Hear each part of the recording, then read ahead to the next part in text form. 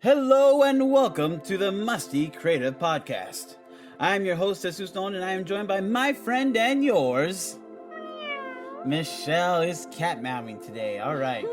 Thank you for joining us today, even though it's musty in here because we've been working too hard. If this is your first time listening to us, we are the Musty Collective. We motivate ourselves to become better storytellers. Where have you been? Where have you been? No. Where have you been? Let's start the show. Okay, let's start the show.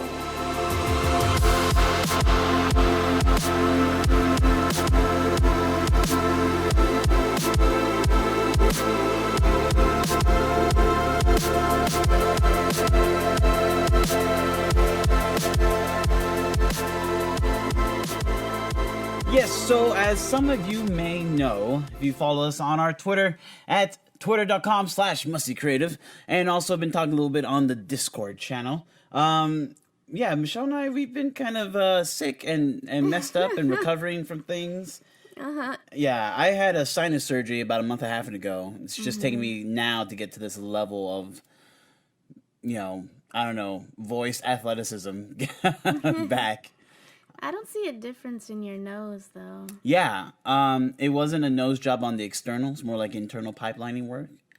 But if it would make me look prettier, then I might be willing to get a real nose job. So you can't be any prettier than you already are. Aww. Yep. So we're back. But still caution us, guys. And keep us in your prayers or send good vibes, whatever. But yeah, I had a deviated septum and I had chronic sinusitis, so all that was cleaned out. I had surgery, broke my nose, and it's recovering and all that good stuff. Michelle actually had to go to urgent care the other day because we found out that she has... I have back issues. Yeah, like minor scoliosis kind of stuff. So, we've been hit hard this year, 2019. We're doing our best to put our health as a major priority. I've been... But I've been losing sleep like crazy. No, the problem is that we said this at the beginning of the year. We 2019 is going to be the year of health. Yes. And then since 2019 started, we've been sick. Yeah. Well, I'm getting better. My only problem is I have an eye twitch because I've been getting like an average of like 3, 4, 5 hours of sleep per night. But I also heard that twitching can happen if you have like high sodium intake or like not enough sodium or I don't know, something like that. I could change my diet. I could also need that. Yeah, I do have a lot of veggie meats. Maybe that's high in sodium. Yeah. I don't know. Anyway, so the point is we're getting better. And Michelle had a cold a couple weeks ago, or she's still kind of getting through that. So yeah, we've been having stuff. So anyways, we've missed a lot of things. Apparently, the internet has gone crazy nutso.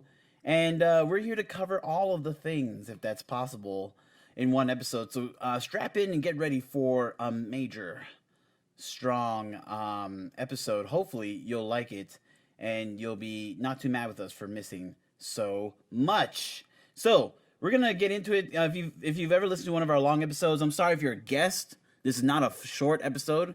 We do have short episodes, so please check them out on the podcast. Don't leave us just because this is a really long episode. But yeah, there have been a number of developments in the entertainment world, which involves a lot of storytelling. So we are going to get to it. But first, let us hear the tale of Thanos. Okay, just kidding. No spoilers. Yes, so we have seen Endgame. Go ahead. I'm sorry, Michelle. I was just going to say, before we get into Thanos... Yes. Didn't we want to give shout-outs to certain people? Oh, that's a good point. We will. We'll get to that. Don't worry, we'll get to that. But yeah, so we will... the whole thing is, we've watched Endgame twice in the theater. I'm actually planning to go see it one more time at least this weekend. And I'll regale you with that tale when we get a chance to. But I know that some people who listen to the podcast, part of our Musty Creative community, have not listened to the podcast. And so... we're just going to say, go see it. It's really good. If you've watched the Marvel movies and you're a big fan and you haven't seen it, please go see it. It's amazing. It's full of laughter and tears and action.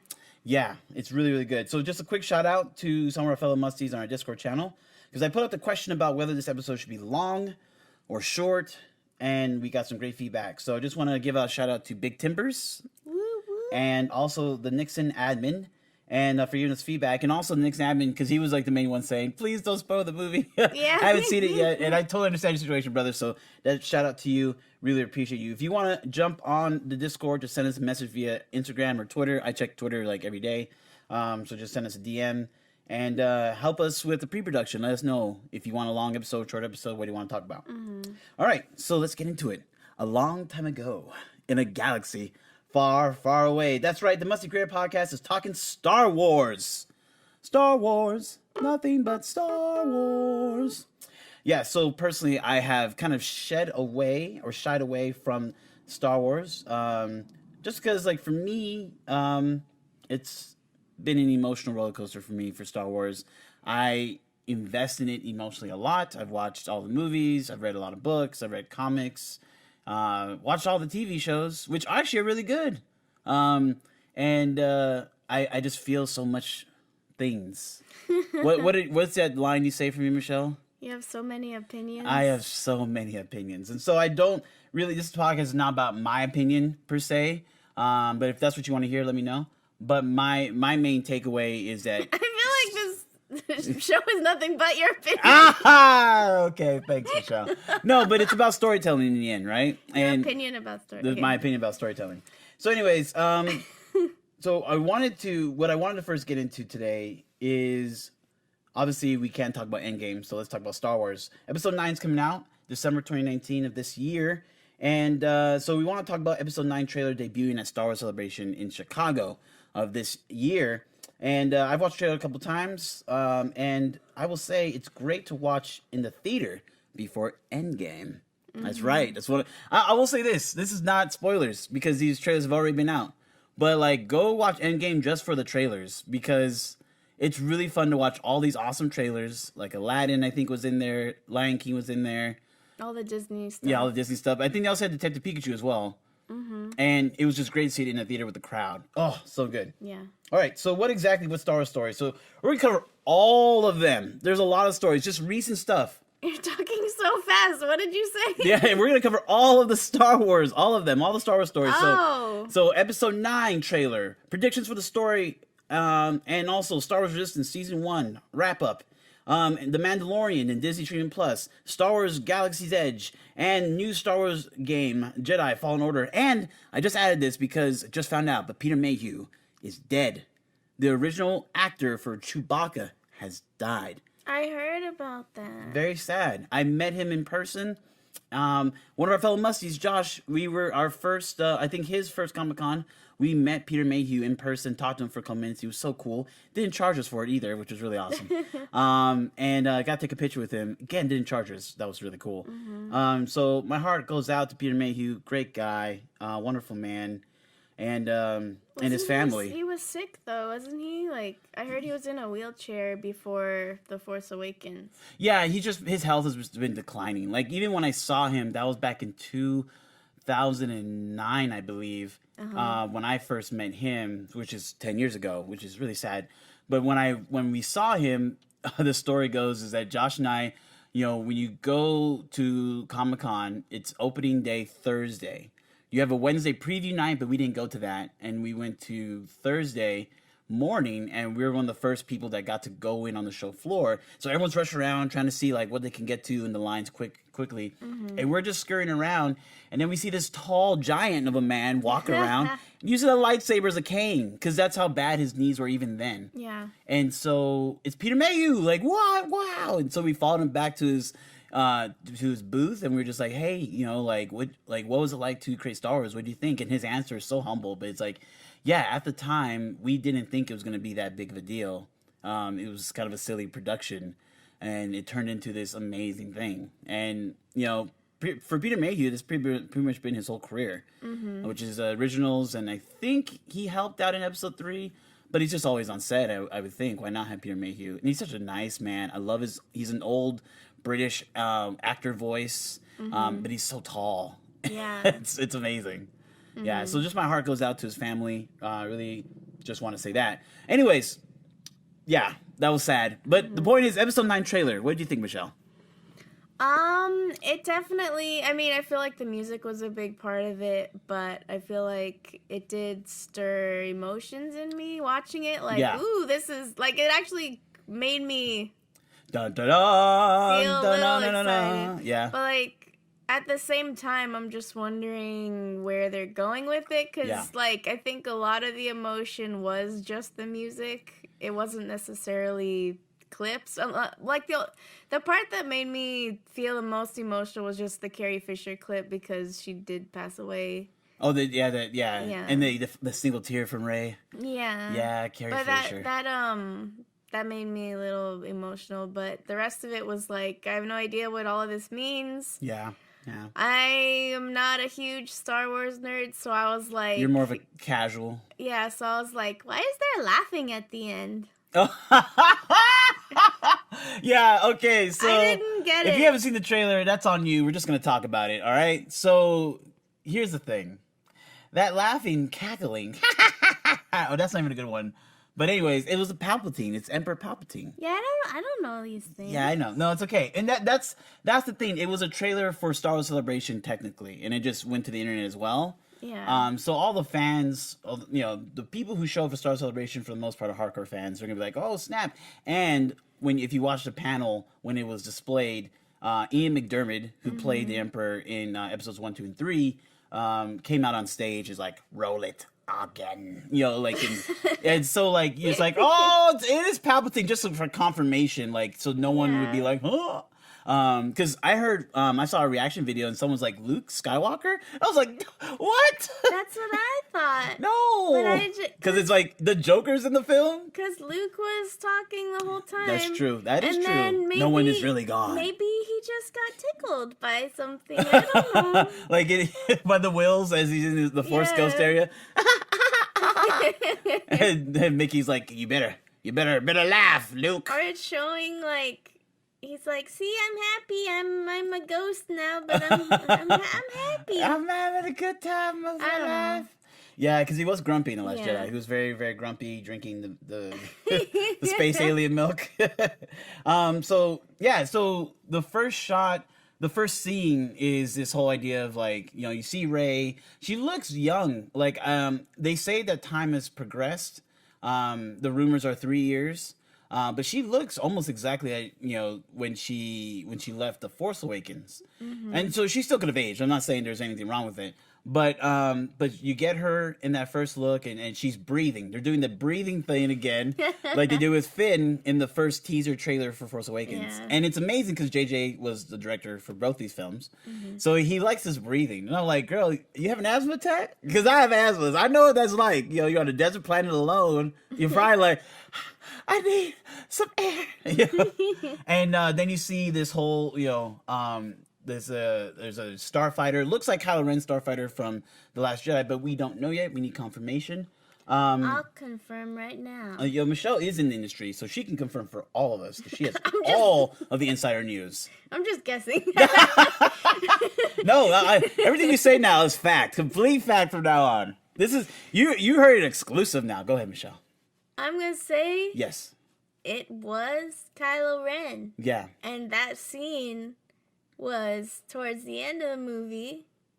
Oh, that's good. And, Yeah. And that's yeah, I like that. the final battle between Rey and Kylo. Oh, I like that. Oh, yes. I like that, girl. That's good.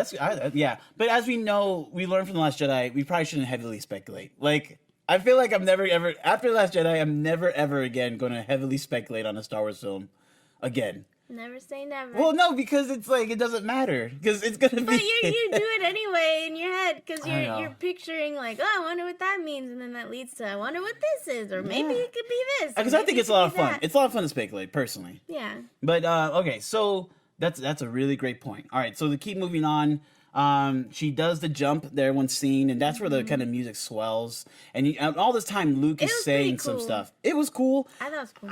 I feel like it's not really a fight because personally, it doesn't look like she's almost clearing it. It looks like she's gonna miss. I feel like she's jumping on to get a ride. That's what I think. Oh, because I feel like, I don't know, my guess. Because if Kylo Ren wanted to fight her, he could have just blasted her. She's running right in front of it. It's like, pew pew pew, and then But I feel movie like, over. I feel like the thing was like she was gonna flip Uh-huh. and then Slice like it. stab through the window into Kylo Ren or something. I just feel like he should have shot her then at that point.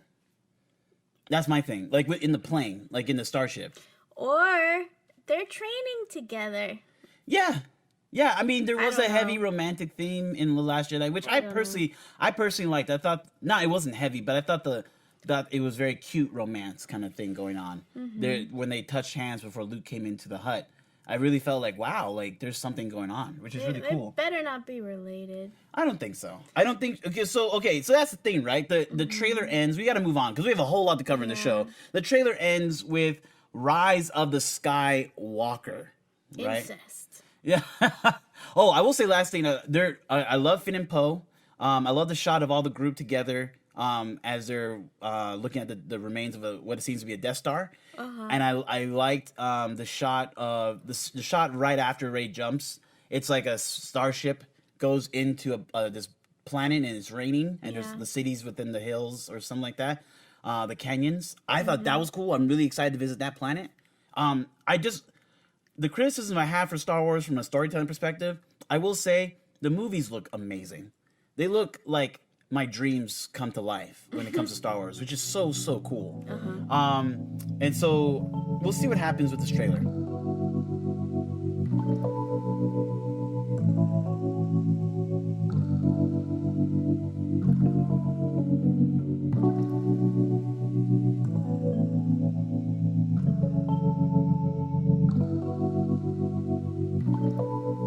I'm super excited for Disney Streaming Plus because I like Netflix. I think no one does it better than Netflix. I know people are into HBO Go to watch Game of Thrones and Silicon Valley, but I just think Netflix has done it right because they've been doing it for the longest. And I just think Disney doing it, we'll see how well from a technical perspective it works because I work as a programmer on the back end working on systems like this. That have to scale and have big platforms. Look forward to maybe some ObamaHealthcare.gov issues for Disney Streaming Plus for the first week or two, right? And I hope not because I want to watch The Mandalorian, which is the premiere show for me. Why I would pay $70 for the 1 year advance to watch on Disney Streaming Plus, and I'm hoping that all the movies come out really soon on Disney Streaming Plus. That's why I'm saying for Last Jedi. For not Last Jedi. For the rise of Skywalker, I'm looking forward to watching this Disney Streaming Plus. I'm hoping that since I'm a member and I pay for the full year right off the bat, that maybe I get to view it like a month after it comes out in theaters. I would be very, very happy with that. So the Mandalorian is, I don't know, have you seen? It's an instrument. No. What? It's the little instrument they use, that ding ding ding ding. No. No, The Mandalorian is a show post episode 6, Return of the Jedi. Oh. About mandolin. Yeah, okay. No. Yeah, it's about a bounty hunter who's wearing Mandalorian armor. Now, is he an actual Mandalorian? I didn't watch the panel, so sorry guys if I'm wrong about stuff. Just text me. Some of you guys have my number, or hit me up on the Discord, or hit me up on Twitter or Instagram. But essentially, it's supposed to follow. It's supposed to be now I first heard 10 episodes. Now I'm hearing 8. It's an 8-hour long 10 episode season. But with a $100 million budget, it looks amazing. The pictures from it look very satisfying. The cast looks good. But here's the thing I'm actually very happy the most about is Dave Filoni, the creative director and director behind shows like Rebels and Resistance, is actually going to be the person directing the first episode.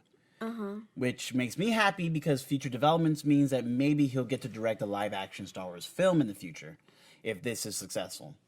Also, Jon Favreau is, I guess, the showrunner. Now, what's a showrunner in entertainment? What does that mean?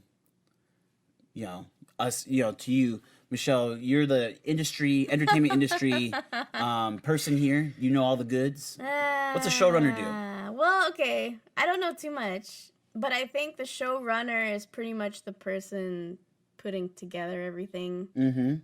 Sort of like the producer, I guess. Yeah. That's my understanding of it. I could be wrong. No, everything you say is fact on this show. Okay. For this show, everything's fact because you are entertainment. Okay. Because I know, like, Amy Poehler was a showrunner for Parks and Rec at one point. Oh, okay. So I think it's... That was a great show. I think part of it is, yeah, just producing. Right. Making sure everything gets done. Don't quote me. No, you're quotable. So quotable. Nah. All right. So the thing is with The Mandalorian, this is going to be the first live action Star Wars show. I have asked Michelle multiple times to watch Star Wars animated TV shows with me. And you've watched episodes with me. Yes. And what do you think of those shows? I think I showed you I think I mainly showed you just Rebels. I think I showed you some Resistance, but mainly I've Rebels. seen Resistance too. Yeah. They're okay. Mm-hmm. I mean, I don't, because I'm coming in on the middle of it and I'm not like For the beginning, yeah. a Star Wars maniac.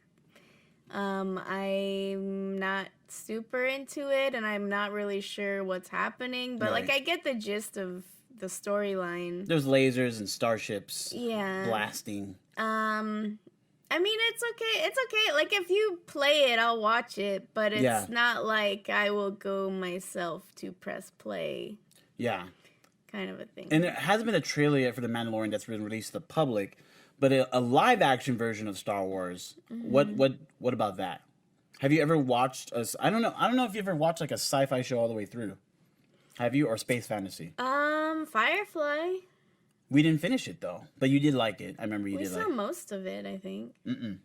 What? Yeah, we actually stopped after like the third episode, third or fourth. You didn't get into No. you didn't get into the meat and bones. Trust me. Okay, whatever. If you want to finish I it, thought we I should did. finish it. It's a really good But show. then I used to watch, I think I've watched Star Trek at one point. But like something that you watched like all the way through, like a whole season of. No. Yeah, and that's okay. So that probably is why. But I want to say, Do you still love me? yeah, of course I still love you. But the live action Star Wars, I think you might enjoy it a little bit more than the animated version. Possibly. Yeah. There's gonna be some other crazy directors. There's Taika Waititi, he did Thor Ragnarok and What We Do in the Shadows. Also, who's that one lady in Jurassic World?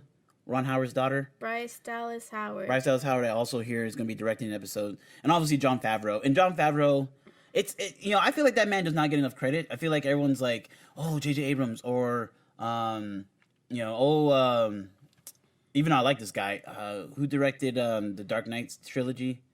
Christopher Nolan. Christopher Nolan. But I feel like Jon Favreau is a really, really good director. Yeah. I know like his movies aren't like usually up there, but The Jungle Book, like changing styles from Iron Man, The Jungle Book to something as silly as there's like a marriage counseling movie he did a couple years ago with Vince Vaughn and stuff like that. Like just his range. Yeah. And then he's a really decent actor. Like I still remember watching him in that football movie, The Replacements. So, anyways, I think it's gonna be an amazing show. Going back to episode 9, though. All right, so Yes. there are still more things. There's a long episode, guys. So plug in. All right, so predictions for the story. Now, Rise of Skywalker. Luke's talking. Obviously, Luke most likely will be back as a Force ghost because he died in Last Jedi. If that's a spoiler for you, I am sorry. But Rise of Skywalker. There's many theories behind that title. Now, most people think. And it might just be that. So the main theory that people are talking about is Rey as a Skywalker. Incest. Yes, because Kylo Ren is also technically a Skywalker as The well. rise of incest. The eyes of incest. Well, she did act uncomfortable when he took off his shirt. So maybe he wasn't romantic. Maybe it was just friendship when they touch hands. Anyways, that's a whole different thing. I don't touch hands with my friends. Anyways, so... Anyway. So people could be saying the Rise of Skywalker could be Kylo Ren. Maybe he has a redemption arc, or maybe it's a rise for evil. Because even though it had the blue text, like it's supposed to be good, it could be bad. And a lot of people are then saying that the Kylo Ren theme was, intertwined into the Star Wars ending theme song at the end of the trailer. Do you have any thoughts on any predictions for you besides what we talked about already for the story? I don't have anything much different. I mean, because they're really focusing a lot on Rey and just according to the trailer, it's sort of been like it's all riding on you now, kind of a thing. Yeah. So I don't know if 1,000 generations live in you. So is it just like maybe? It's the start of a new trilogy. Maybe like all Jedi have been Skywalker relatives, and it's in the blood of the family tree, whatever. Kind of like the Avatar in the Last Airbender. So it's also been speculated. It's also been speculated that Rey is turning the Jedi into the Skywalkers. Uh-huh. So now that instead of saying I am a Jedi, it would be like I am a Skywalker, like my father before me. Uh-huh. So it's more of a, because she only got taught under Luke, and she barely got taught under Luke. She doesn't know anything about the old Jedi Order. She has no attachment to it. Kylo Ren destroyed his connection to the Last Jedi Order. There's no one else alive unless Ahsoka shows up, or Ahsoka Tano from Clone Wars Rebels, or Ezra Bridger shows up from Rebels, to come in and be like, hey, this is how it's supposed to be. Mm-hmm. There's no one from that connection to that order. Maybe Leia, because obviously she did display some Force abilities in The Last Jedi, but she's technically dead. They're not going to do anything with her unless she does a couple like teaching moments with Rey with some CG. Mm-hmm. I don't know. So I feel like it's a very credible theory. I mean, again, look forward for your minds being blown. Mm-hmm. Because I don't know what they're gonna do over at Lucasfilm. They could take your theory and be like, let's do the opposite.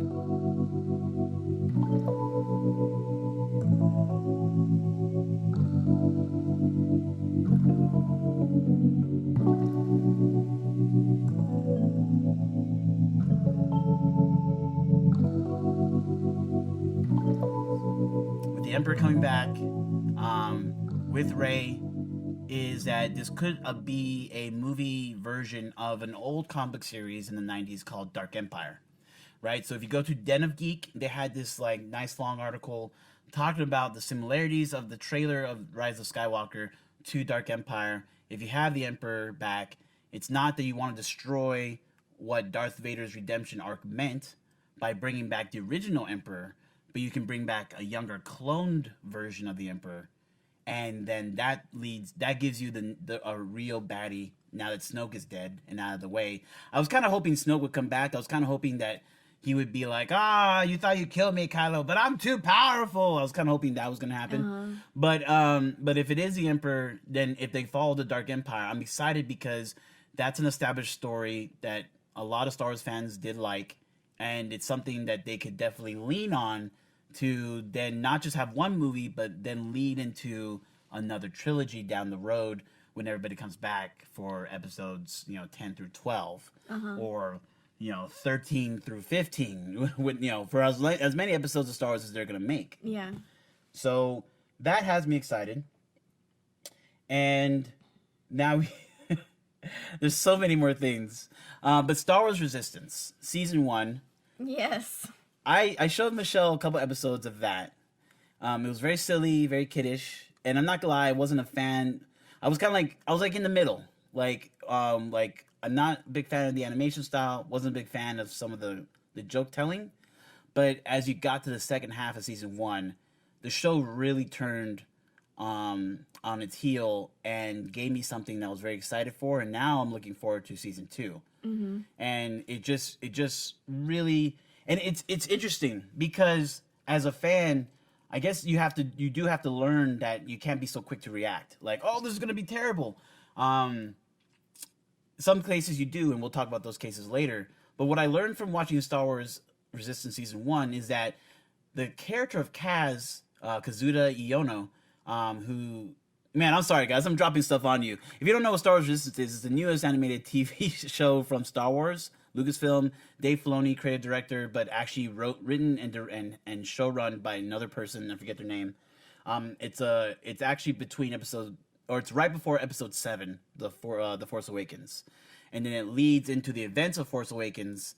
And the season literally ends on like the end of Force Awakens, leading into The Last Jedi. Which is the reason why I kept watching the show, because I wanted to get tidbits of it. You follow this main character called Kaz, who was trained as a naval space pilot with the New Republic, And all this is interesting to you, Michelle, isn't it? What? Yeah, I know, right? I'm sorry. It's so many I was topics. asleep. I'm sorry. No, I know, right? So many topics. And the point is that he gets put into resistance. He meets Poe by happenstance, and then has a talk with Leia, and actually gets a mission to go and be a spy for the resistance on this new world covered by water, and so it's on this platform. Water world. Yeah, there's a lot of water world feelings there. He meets new friends. He meets people like Yeager and different people. And throughout the season, I was really upset with his character because he was so dumb. And it's crazy because he was trained as a naval pilot. He's a really good pilot, but he was just dumb. And I thought, wow, like, why is he so dumb? And there's like characters like Nico. I started to fall in love with Nico, even though his use in the plot was really annoying.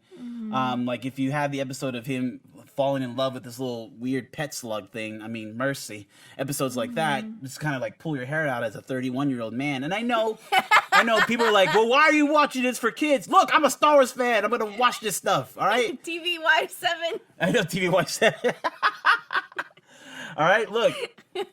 So here's the thing, like, but I did like their characters like Yeager. I loved Poe Dameron's character was very cool, but it made me interested because I felt like there was a conflict with him as a character in Resistance versus how he was portrayed in The Last Jedi. But that's a whole nother discussion and podcast. But it was interesting as you got towards the end of the series and you see growth, like real growth. Like he doesn't make, like Kaz stops making as many mistakes as he used to. He's still a little goofy, which I'm okay with that. But he wasn't making as many dumb mistakes. Like he was like a Jar Jar Binks kind of mistake kind of person. And then he started to be more competent as a spy. He was becoming more competent as a mechanic, which was supposed to be his job, even though he had no mechanical training. And at the end of the season, I was like, Kazuda Iono, or whatever, how you say his last name, or whatever, or Kaz, you are a really good character. So I have to give props, like, in the sense of learning as an older fan, and be like, wow, like, you know, even though I thought the choices were really dumb, it was a great payoff. And I'm okay with that. It's just like Endgame. If you have a great payoff, then it's okay if you do some things that are a little bit out of the ordinary. But I think as a fan, if the payoff is there, then I'll be, okay, cool. Yeah. It hurt at the beginning, but, you know, it was worth it in the end.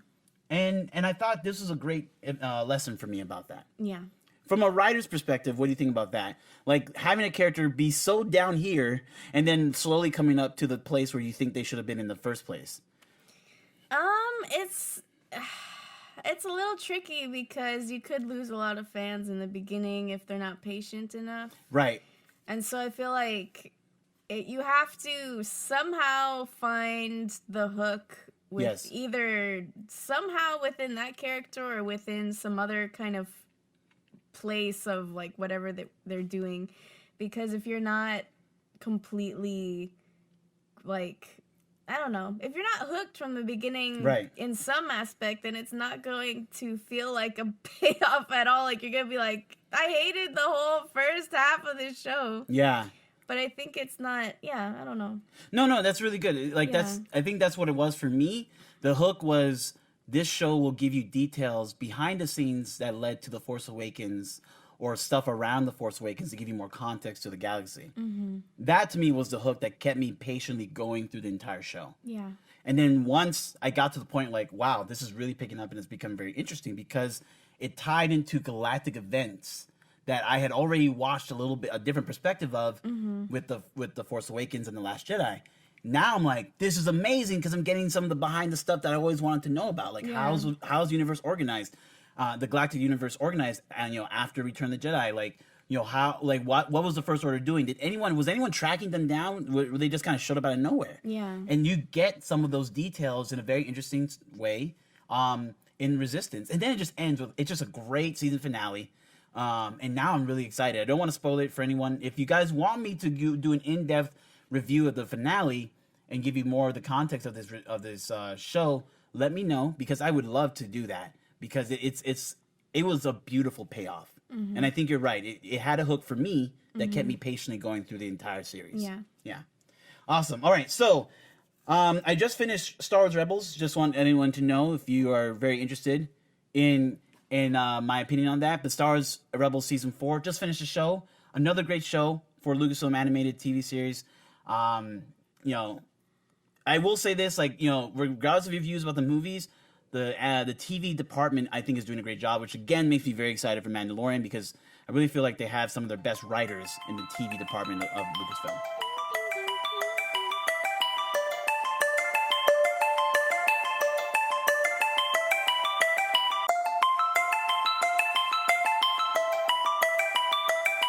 All right, so the next thing is Star Wars Galaxy's Edge. Reservations have already been made, and people are already upset that they did not get in their tickets to be reserved so they can actually get into the new land at Disneyland and Disney World in Florida. Okay, and that's what I was gonna ask because I Yeah. don't know these things and I'm not keeping up to date. So I was like, what is Galaxy's Edge? Yeah, so 2 episodes back, I believe, we talked with Josh Rodriguez, good old fellow Musty, about Star Wars Galaxy's Edge. I should probably check in with him. I'm pretty sure he got reserved tickets because he's really, really into Star Wars and really into Disney. To see if he got reservation tickets. Because essentially, I was wondering how they were going to do this. How do you have a new Star Wars land and you're like, hey, everybody just come to Disneyland and play in the Star Wars land? Like, how's it going to work? Because people are just going to be in the park. Like, you're just going to be in just that land. And if you've never been to Disneyland, it's, you know, they're segmented into different lands, like Tomorrowland and Toontown and, you know, so... Incest land. Incest land. You really... the word of the day for Michelle is incest. No, but actually, okay, so I have a friend from school that works at Disneyland. Oh. And she was saying that, because usually... See, this is why you're the entertainment insider right here. No, okay, so usually she says that if you work at Disneyland, you get a free pass whenever and you can take as many people you want whenever. Right. But during the opening of Galaxy's Edge, people who work at Disneyland cannot take anybody or themselves into Disneyland for free. Oh, wow. So they're blocking, I don't know how many weeks or whatever, but they're blocking a certain number of weeks. Yeah. In order to just make room for the masses that are going to be coming into the... No, seriously, like, this is where they need to get, like, drone news live action coverage, because that's the only way you're going to get in. Because you're going to try, like, I feel bad for the news reporters who are going to have to go there opening day for the opening week. They're going to get stampeded. Yeah, because it'd be like, all right, I'm here, y'all. We're here in Star Wars Land. This is ABC News, Channel 7, and I'm dying. Stop! I'm in front of the Millennium Falcon ride. No! Ah! Yes. I'm here at the cantina. I'm like, ah! So, and then, like, you see kids, like, stabbing the reporter with the lightsabers, like, die! First order! But I'm excited because what I'm excited most about is that you're going to have this, you know, real life interactive experience with Star Wars. It's like Star Wars play, but like to a whole nother level. You know, for all the actors, like we talked about in previous podcasts, all the actors running around with their own backstory that you can go talk to and be like, hey, you know, what starship did you come in on this planet? Hey, what alien species are you? What? I feel like what's gonna happen is a lot of Star Wars nerds gonna be like, hey, how you doing? Like, that's what's gonna really happen. And there's gonna be like harassment articles coming out, like I was an employee at Star Wars Galaxy's Edge, and all the guys kept asking for my phone number. Oh, like, no. You should have been like... It's like Joey memes from Friends. Yeah. Like, I tried to sell them desk sticks, but they wouldn't go away. Yeah, it's like... anyways. So, we'll see what happens, but I'm excited. But I'm not going for at least the first couple months. I do want to go, though. We want to go. For multiple reasons, though. Like, just, we can't afford it. Yeah. At the moment, we can't afford it. That's true. That's a good point. We're also super busy. Yes. And we have lives outside of Star Wars. And Disney, yes. Now, I'm not saying that the people going don't have lives, but no. But yeah, we will go and give you our experience. But we'll probably be fighting little kids to get to the rides, and then I'll be fighting like the kids' parents. Just like shoving their faces away. Yeah. Like, it's but my turn. I'm really excited because you're gonna have I think they're gonna do some VR AR stuff with the Millennium Falcon ride. There's another ride that's coming 6 months later that's going to include more technology kind of advances. It's Star Wars Playground. Are they moving Star Tours to that area? That's a great question. It's in Tomorrowland. Are they going to do that? I don't think so. From all reports, Star Tours is going to stay in Tomorrowland. They may do it in the future, but all the rides that they keep talking about that are Star Wars in Star Wars Land, they have not mentioned Star Tours. And I think that makes sense because everyone loves Star Tours, so they'll just go to Star Tours and you don't have to add more people into the queue for Star Wars Land. I think it's going to be a long time before Star Wars Land will just be like every other land and you can just walk in and just, hey, what's up? Like, it's going to be a long time. They're going to have to open up Marvel Land. And then people will be like, okay, fine, I'll spend some time somewhere else. I just feel like Star Wars is going to slowly infect the other lands. And then it's just going to be Star Wars land, all over the place. You see, like, like a person, you see, like, the Snow White actress, like, taking out the trash. And then, like, she keeps seeing, like, lightsabers and, blue milk cups in her area. Like, frickin' Yoda. Kind of stuff like that. So, okay, cool. But yeah, if you want more in-depth analysis, and we'll check in with Josh later, but Josh actually most likely got tickets. Yes. All right, fellow Musty out there.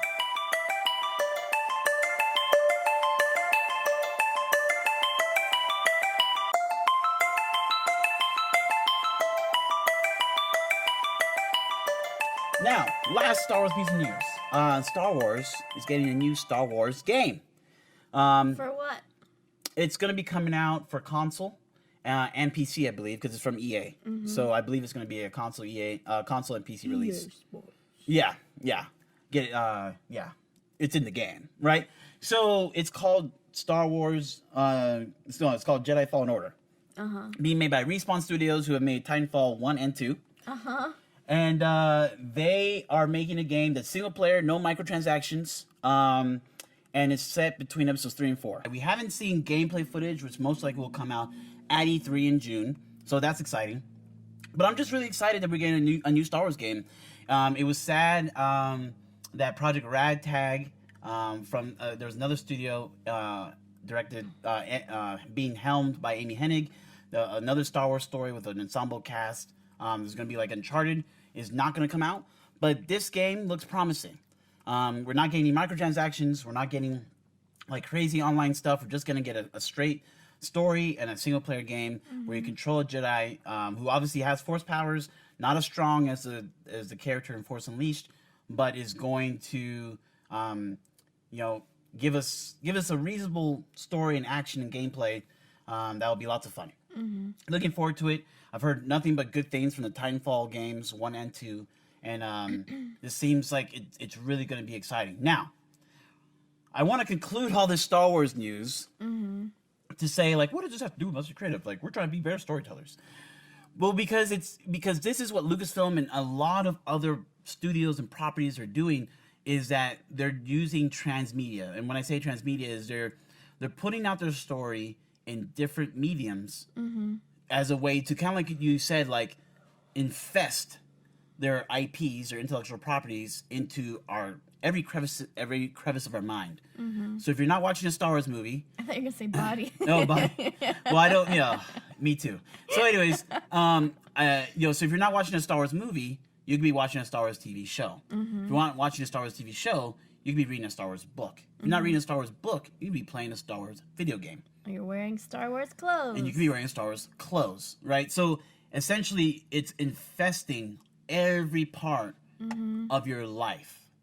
That's crazy. Right? And that's the idea of transmedia, in my opinion. Right? That's not what an industry person would say, but from a consumer standpoint, that's how I see it. But that's their goal, though. Exactly, because they realize that you can't, like, if they made, Disney has the money that they can make 6 Star Wars movies in 1 year. Right? Like, they could publish 6 Star Wars movies in 1 year.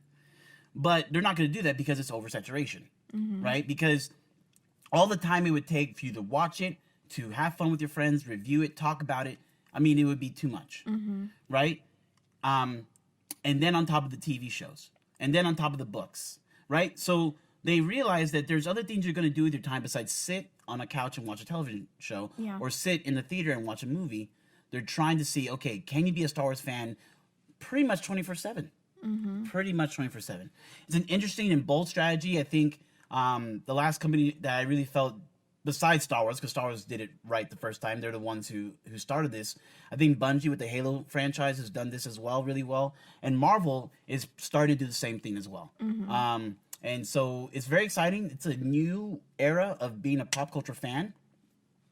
And for a person in the entertainment industry, does that? I mean, it feels like a lot of work for you. There's a lot of story going on, and there's a lot of organization of that story to make sure things overlap correctly.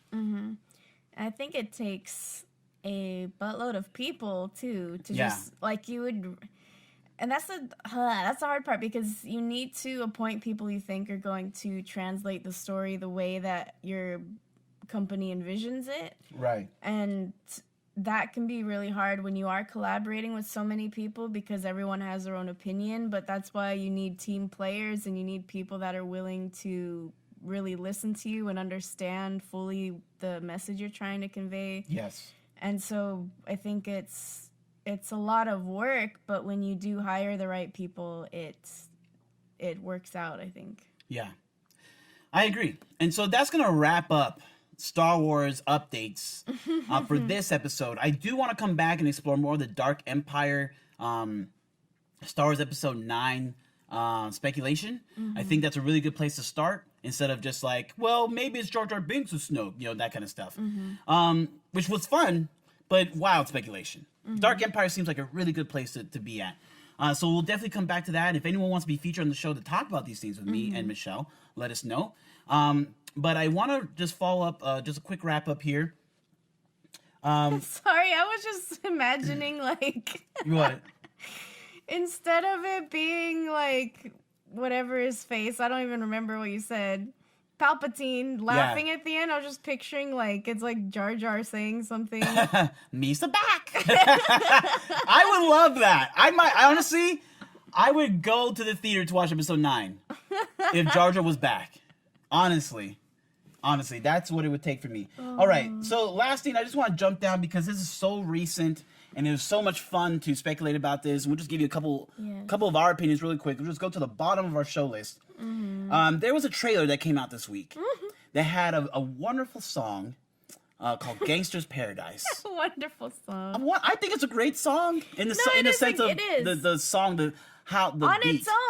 Its own context, it is a great song. But Gangster's Paradise. Within this context, it was not the best song. And what was the context of this song? Sonic the Hedgehog. Sonic the Hedgehog, yes, that's right. So the kid property that you loved as a child in the 90s has been destroyed. Well, destroyed. Well, we'll see. I'm actually a little excited with the recent updates. Scared. I know. So, okay, I'll say this right off the bat. I think the trailer was trash.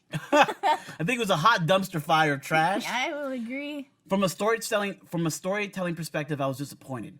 Because if you ever watch Sonic the Hedgehog... Any other movie. No, if you watch Sonic the Hedgehog, the television series, it was a hand-animated cartoon series back in the 90s, debuted in 1994. It had this as its line for the story.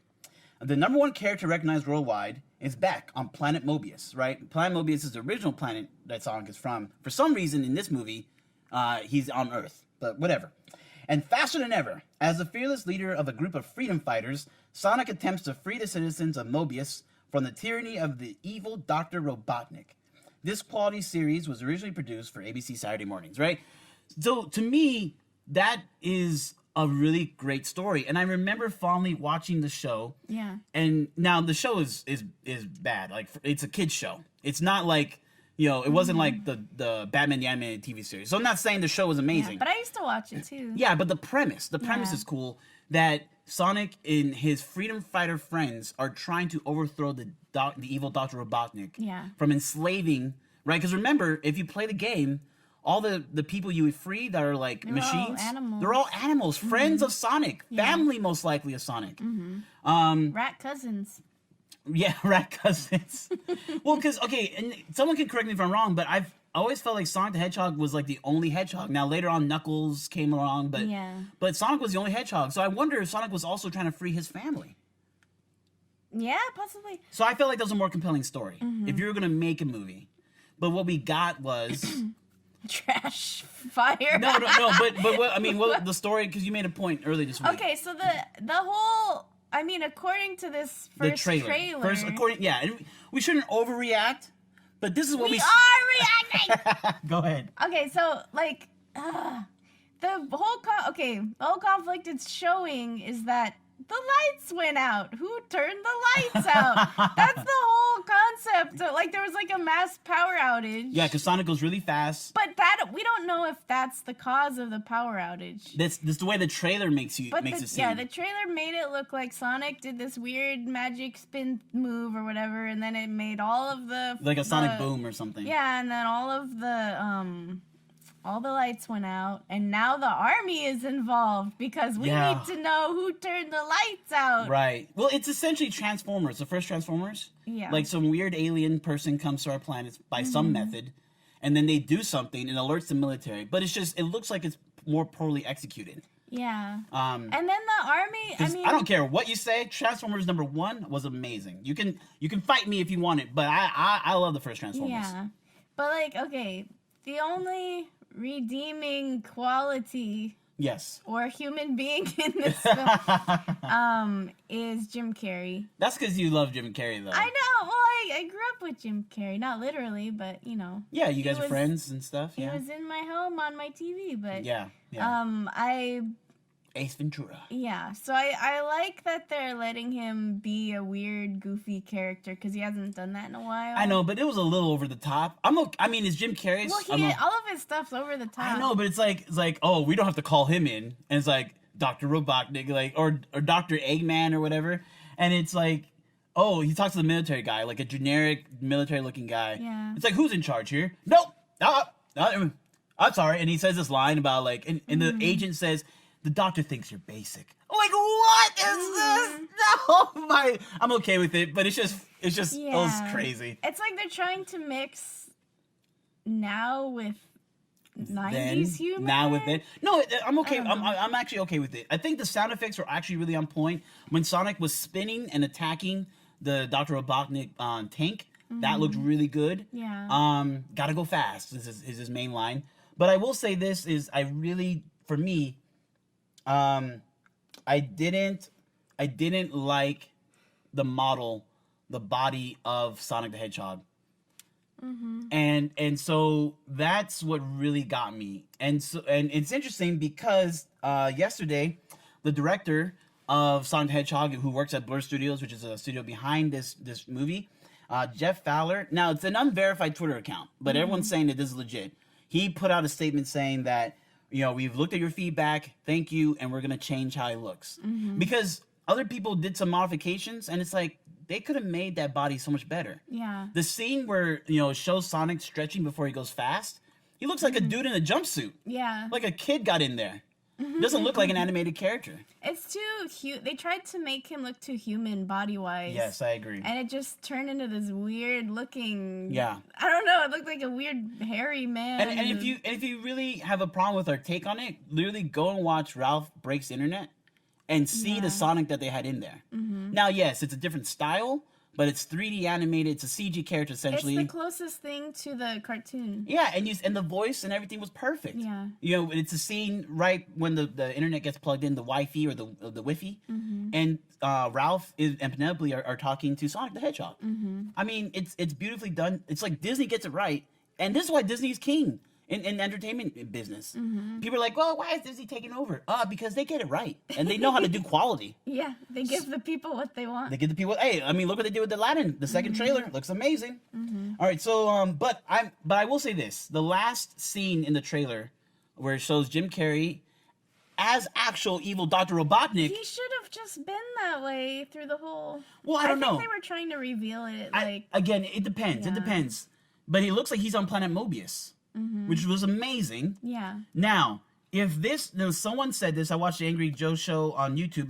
He said that this looks like a Dr. Robotnik origin story. If that's what it is, I'm all in. I may just go watch this and take people with me. Yeah.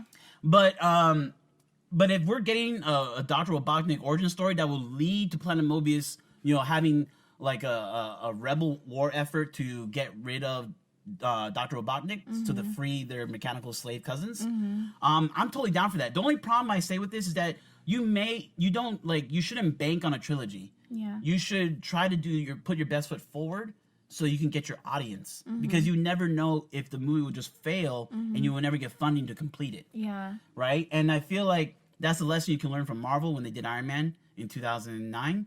And Force Awakens, no matter how you feel about it, Yeah. it did amazing. So of course we're gonna give you more money to Yeah. make a trilogy. Well, I feel like I feel like that's a problem with some trilogies, is that they're writing it as a trilogy instead of its own story. Yes. And then it waters down the story in that way, because they're trying to stretch it out to 3 Right. different movies. And it's Right. like, well, if you just put all of the effort into the first movie and made that awesome, Right. then you'll figure out your way of like creating the next 2 stories out of it. Yeah, I think, like, and I can, obviously, Michelle knows I can rant about this for hours. I think Hancock is another one of those examples. Hancock was a film done, I think, I forget the year, 1844. but 1844, no.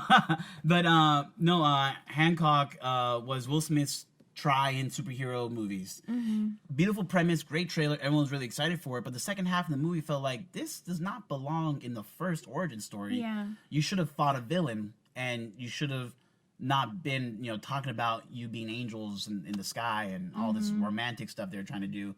I think it suffered from trying, not making sure that they had a really great first complete movie.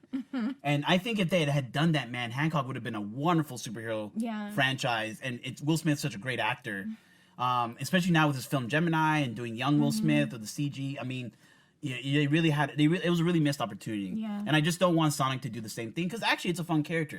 Now, Yeah, I love Sonic. I used to play it all the time. yeah, same. I actually got Sega Genesis before I got Nintendo. Yeah. And especially now with the work being done with Pokemon Detective Pikachu, which looks amazing, which we're gonna go see. Can't wait for that. Yes. And we'll definitely give you a review when that happens.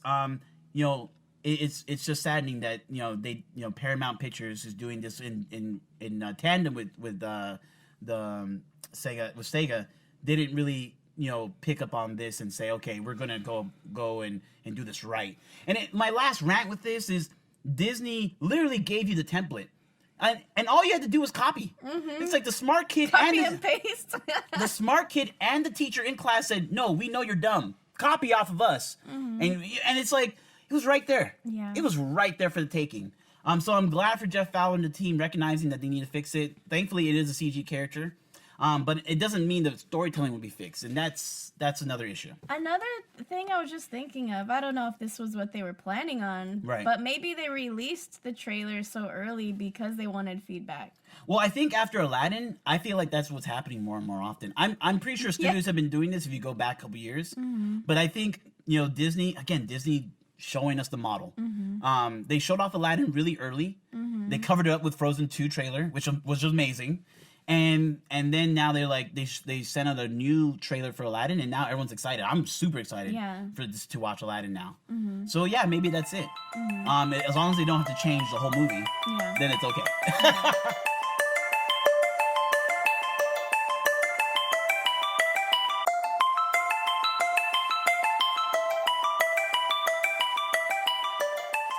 Since we talked long about Sonic the Hedgehog, I mean, maybe we could talk longer, but we talked long enough. Comments from the internet. Yay! And so, comments from watching Sonic the Hedgehog trailer. Now, these are comments from YouTube and then IGN.com. Yeah. I just like to find comments because honestly, the internet is hilarious. Yes. And if you take this all in good fun, it's all good. There's nothing personal about it. It's not, I don't have any emotional attachment to these movies, not as much as I used to.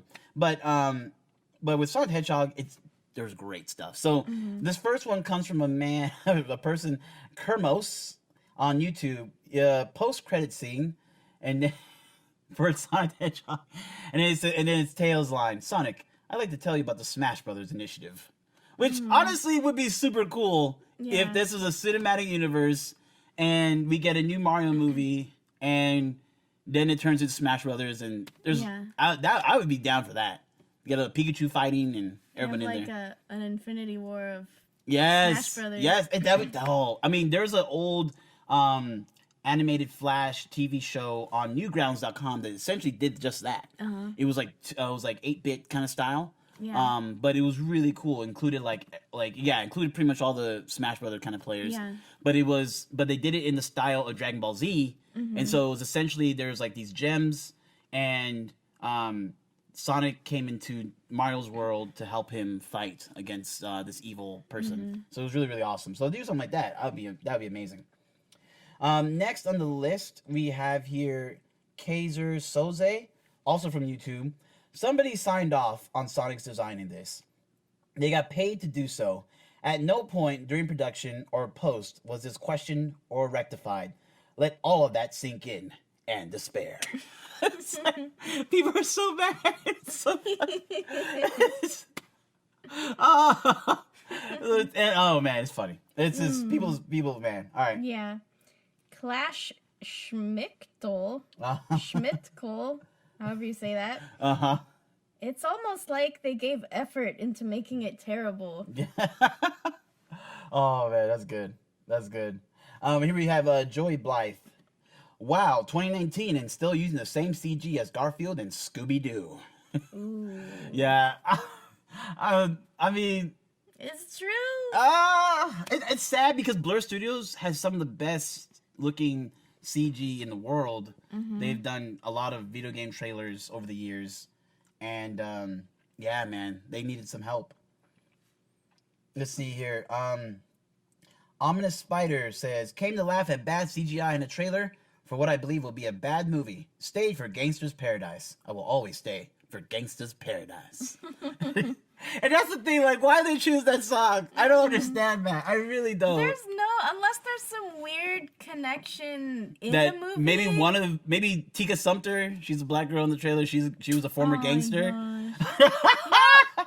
I'm thinking maybe at some point somebody plays that song and it's some kind of a funny or meaningful moment somehow. Like in Guardians of the Galaxy? Yeah, but nobody knows that now, and it's just weird. Well, okay, and that's the thing. When people make the argument that these are just for kids' movies, the kids today don't even know who Flubber is. They're not going to know Gangster's Paradise.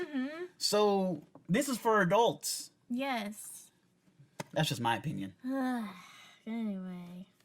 Eclipsed says, producer, how bad do you want Sonic to look? Sega, yes.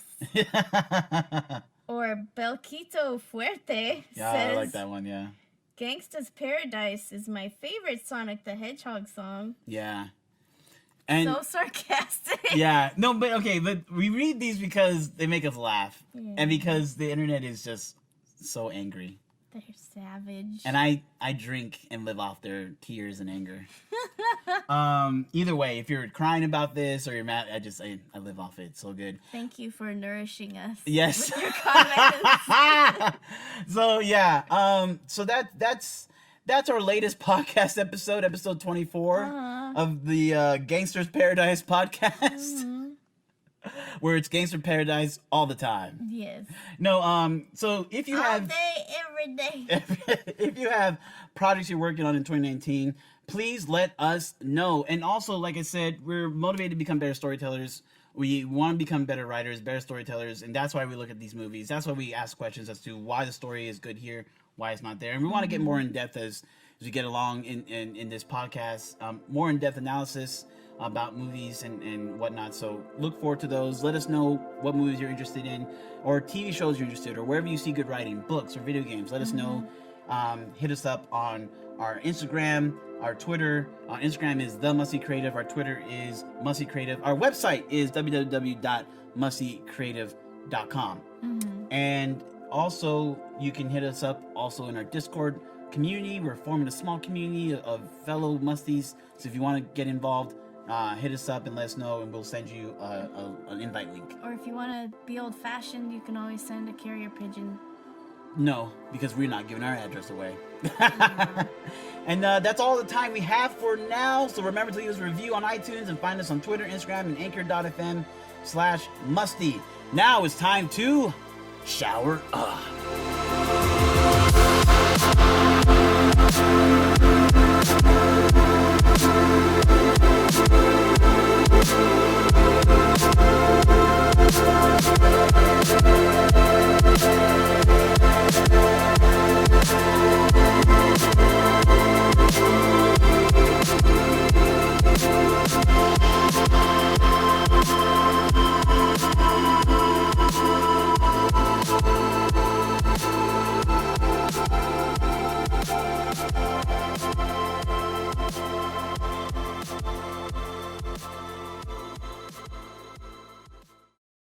gives them a satisfaction they couldn't get any other way.